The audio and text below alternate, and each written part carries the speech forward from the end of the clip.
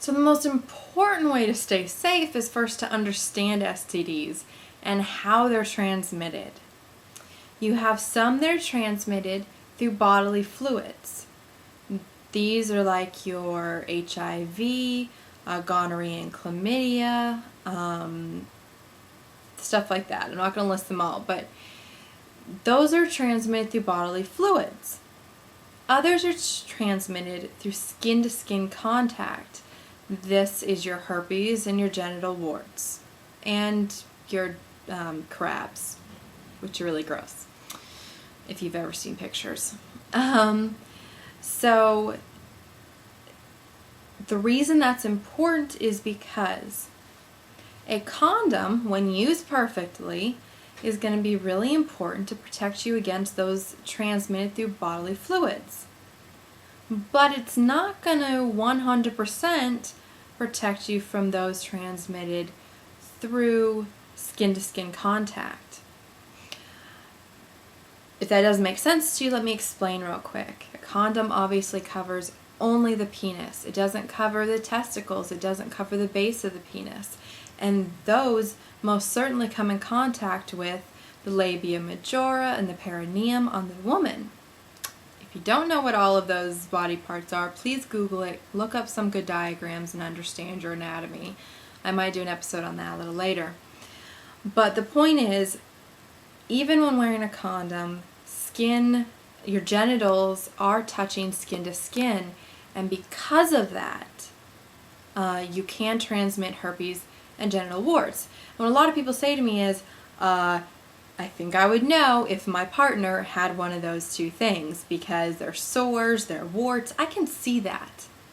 Well, we're actually finding that a huge majority of transmission, or one person giving it to another, is done when there's no outbreak.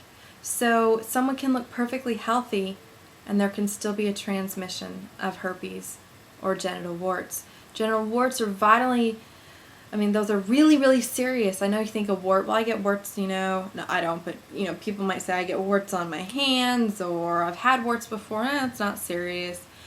Genital warts, or HPV, is extremely serious because you can end up with cervical cancer.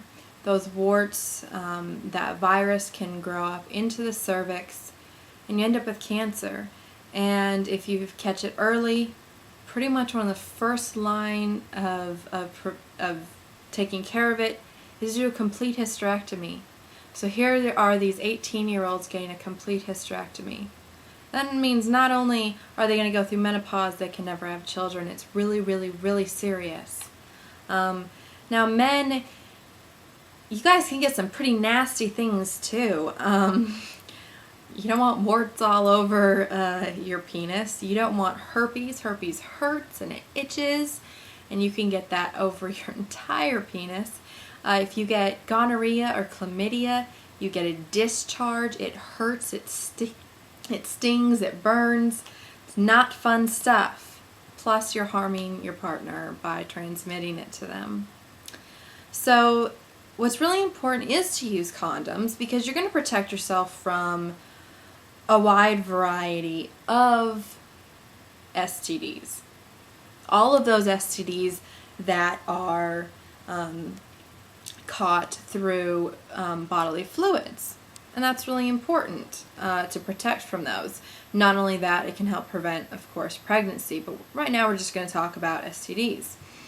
So it's really important to use condoms, and not just to use them sometimes, but to use them all the time. Never fail. There is no exception. Use them every single time. Most especially if you don't have one partner that you're monogamous with. If you're having sex with several different people, even if you have sex with whatever. You need to use condoms. You need to use them all the time. Never fail. Because it's going to protect you against pretty much the deadly STDs. But, of course, then, hopefully you guys are asking, well then how in the world, if I use a condom, how in the world can I prevent herpes and HPV? Well, that's a little bit harder. And what I really suggest that you do is make sure that you and your partner have had a test for all of the STDs. And I don't care if you are 14 or if you're 48. You should be tested for the whole range of STDs.